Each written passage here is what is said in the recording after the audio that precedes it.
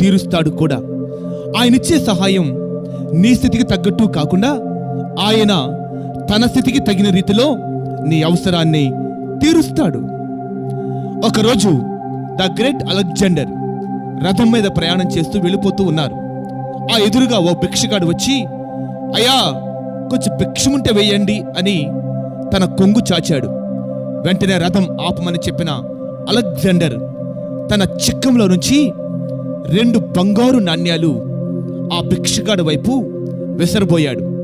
పక్కనే ఉన్న మంత్రి అలెగ్జాండర్ను వారిస్తూ, ఏవండి, అతనికి 2 బంగారు నాణ్యాలు అవసరం లేదు, 1 వెండి నాణ్యం ఇస్తే సంవత్సరం పాటు కూర్చొని తింటాడు అన్నాడట.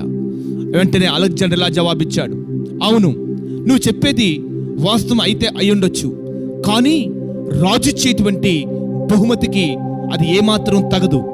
రాజు